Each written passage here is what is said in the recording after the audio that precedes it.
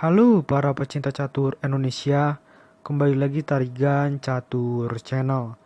Kali ini Tarigan Catur akan menampilkan partai yang berjudul Seperti Bukan Ding Liren kalah dengan cukup mudah dari Anis Giri. Ya, sebenarnya performa dari Ding Liren di dalam turnamen Champions Chess Tour ini sangat mengecewakan. Hanya mengumpulkan satu kemenangan, 2 hasil remis, dan 5 kekalahan dari 8 babak yang telah dilangsungkan. Selain dari Anis Giri, Ding Liren kalah dari Sam Xianglan, kalah dari Alexander Griskuk, kalah dari Jan Krzysztof Duda, dan kalah dari Levon Aronian. Oke, mengenai informasi pertandingan lebih detail, mari kita simak dalam layar berikut. Ya, pertandingan ini tersaji dalam turnamen Champions Chess Tour Opera Euro Rapid, tepatnya pada ronde ke-7 yang berlangsung pada tanggal 8 Februari 2021 sekitar pukul 1:20 waktu Indonesia Barat dini hari ya. Pertandingan ini melibatkan pertarungan antara Grandmaster asal Belanda berperingkat 11 dunia yaitu Anis Giri menghadapi perlawanan Grandmaster asal China berperingkat 3 dunia yaitu Ding Liren. Tanpa berlama-lama, langsung saja kita masuk ke papan untuk melihat sengitnya pertarungan antara kedua pemain. Di sini, Anis Giri menggunakan catur boh putih dengan rating VD 2764 menghadapi perlawanan Ding Liren yang menggunakan catur boh hitam dengan rating VD 2791. Anis Giri memulai permainan dengan pion E4 dan dijawab pion E5 oleh Ding Liren. Kuda F3, kuda C6, dan gajah B5. Ini adalah pembukaan Ruy Lopez. Pion A6, Ding Liren memilih jalur atau variasi pertahanan Morphy dan dijawab Anis Giri dengan gajah mundur ke A4. Kuda F6 mengincar pion lemah putih dan kuda C3 melindungi pion. Gajah C5, rokade pendek oleh Anis Giri dan juga sama rokade pendek oleh Ding Liren. Gajah pukul kuda di C6 dan pion pukul gajah di C6. Pion D3 membuka ya akses gajah putih petak gelap untuk bisa merangsek ke petak E3 atau ke petak G5 tergantung situasi di dalam papan nantinya. Benteng E8 dan gajah E3 mengajak pertukaran dengan gajah hitam. Karena ini masih pembukaan, biasanya Grandmaster belum mau untuk mengajak pertukaran buah atau menerima pertukaran buah, sehingga Ding Liren memundurkan gajah ke petak D6. Pion H3 mencegah agar kuda dan gajah hitam tidak bisa menempati petak G4 yang cukup strategis. Kuda mundur ke D7, kuda mundur ke D2, kuda F8 dan kuda E2, kuda G6 dan kuda G3, gajah E6, kuda F5, gajah mundur ke F8 dan menteri ke F3. Menteri D7 mengancam kuda putih 2 kali, namun kuda putih ini sebenarnya posisinya masih cukup aman karena juga dilindungi oleh 2 buah dari putih yaitu pion dan menteri. Di sini Anis Giri melakukan langkah pion H4. Kuda mundur ke E7, kuda pukul kuda dengan tempo skak, gajah pukul kuda, dan menteri ke G3. Jadi fokus serangan dari Anis Giri langsung ya ke pertahanan sayap raja dari Ding Liren dengan menempatkan menteri putih di lajur yang sama yaitu lajur G dengan tempat raja hitam berada. Pion F6, pion B3, raja H8, raja H1, benteng A ke D8, pion F4 mengajak pertukaran pion di petak pusat yang langsung diterima, pion E pukul F4 dan gajah pukul pion di F4 dan juga memberikan ancaman 2 kali terhadap pion lemah hitam di petak C7. Gajah D6 menutup ya akses gajah dan menteri putih untuk menyerang pion hitam ini. Maka apa yang dilakukan oleh putih di sini? dengan benteng A ke E1.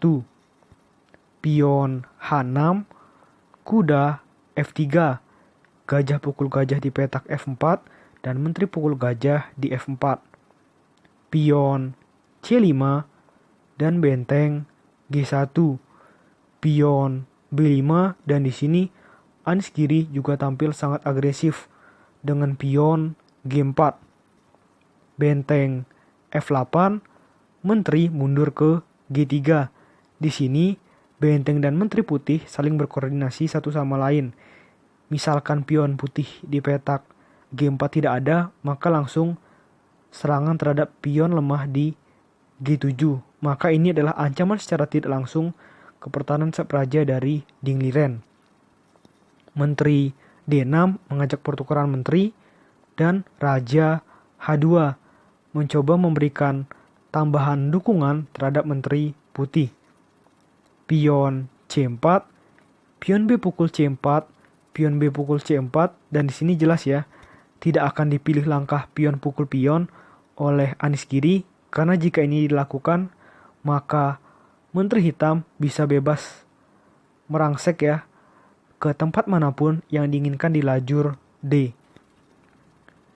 Sehingga yang dilakukan adalah dengan memajukan pion ke D4, otomatis petak pusat dari permainan ini dikuasai sepenuhnya oleh Anies Giri karena memiliki 2 pion di petak pusat. Benteng B8 dan pion D5 mengancam gajah hitam, gajah mundur ke D7, dan menteri pukul menteri di petak D6, pion pukul menteri di D6, kuda D4, benteng B2 mengincar pion lemah putih di A2, dan juga apabila kuda putih berpindah, maka pion putih di petak C2 juga menjadi gratis. Pion A3, benteng A2 lagi-lagi mengancam pion, benteng E3 melindungi pion, dan benteng E8.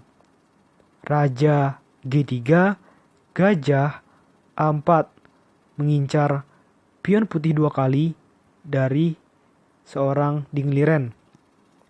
Benteng G2 melindungi pion dan pion C3. Kuda F5 mengincar pion lemah hitam di D6 dan benteng pukul pion di A3. Kuda pukul pion di D6 dengan tempo ancam benteng, dan benteng pindah ke B8. Pion G5 mengajak pertukaran pion, dan ini menjadi sangat sengit pertarungan di petak H, G, dan F karena posisi dari pion hitam menjadi rawan, yang padahal ketiga pion hitam yang ada di petak F6, G7, dan H6 begitu penting bagi Raja Hitam. Apa yang dilakukan hitam di sini? Dengan gajah mundur ke D7, Raja maju terus ke F4. Pion F pukul G5 dengan tempo skak, pion H pukul G5, dan benteng skak di F8. Raja semakin maju ya dengan pindah ke E5 dan pion H5. Pion G6, Raja G8. Raja D4 mengancam pion lemah hitam 2 kali, dan pion H4.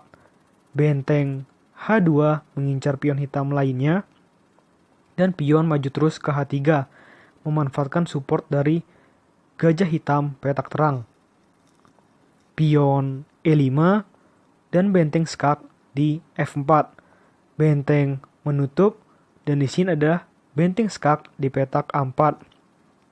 Setelah raja pindah, di sini Anies Giri tidak perlu khawatir ya, karena benteng putih masih cukup kuat posisinya di situ karena ada raja dan kuda putih yang melindunginya. Langsung saja bagi Ding Liren dengan benteng pukul benteng dengan tempo skak, kuda pukul benteng, gajah F5 mengancam kuda putih 2 kali, dan kuda berpindah ke D6 berbalik mengancam gajah hitam. Gajah pukul pion di G6 dan pion E6. Kita lihat 2 langkah lagi pion putih promosi, dan tampaknya juga sudah tidak ada lagi perwira selain gajah hitam yang bisa menahan laju promosi. Benteng H4 dan pion E7. Pion A5 langsung saja. Pion promosi menjadi menteri. Gajah pukul menteri dan kuda pukul gajah. Jelas ya, di sini Anis Giri langsung unggul 1 perwira. Raja F7 mengancam kuda putih dan kuda putih pindah ke petak D6 dengan tempo skak. Raja F6 dan kuda B5 mengancam pion. Pion A4 langsung saja di sini putih fokusnya adalah promosi dengan pion D6. Raja E6 semakin mendekatkan raja ke pion untuk mengantisipasi ya, agar pion putih untuk sementara waktu tidak bisa ke petak D7. Lalu raja D3, pion G5, benteng skak di E2, raja D7, benteng E7 skak, dan di sini seorang Ding Liren melakukan blunder dengan raja ke C6. Coba para pecinta catur sekalian tebak satu langkah terakhir apa yang dilakukan oleh Anis Giri yang membuat Ding Liren memutuskan untuk resign dari permainan ini, karena situasinya akan menjadi sangat rumit nantinya. Dengan langkah pion ke D7, dan tepat di langkah ini Ding Liren resign. Jelas ya, pion putih ini tidak akan lagi bisa untuk dihentikan promosi, karena raja hitam tidak lagi bisa menempati petak C7 karena ada kuda putih yang memberikan penjagaan, dan apabila benteng hitam mundur maka gampang saja dengan benteng ke E8. Jika hitam tidak mau pion putih promosi, bisa sih sebenarnya ya dengan raja pukul pion, tapi akan benteng pukul benteng. Kita lihat dalam posisi seperti ini, 1 benteng dan 1 kuda dan juga 1 pion melawan 4 pion dari hitam. Jelas di sini Ding Liren akan kalah dengan mudah oleh Anis Giri. Oke, ini adalah pertandingan yang sangat bagus bagi Anis Giri dan tentunya sangat buruk ya bagi Ding Liren, karena dengan hasil ini membuatnya untuk sampai ke ronde 8 dia hanya mengumpulkan poin 2, artinya menjadi pemain di posisi terakhir atau posisi 16 di dalam turnamen tersebut. Sangat mengecewakan bagi pecatur berperingkat 3 dunia. Oke, menurut Tarigan Catur video kali ini cukup. Nantikan konten-konten selanjutnya tetap di Tarigan Catur Channel.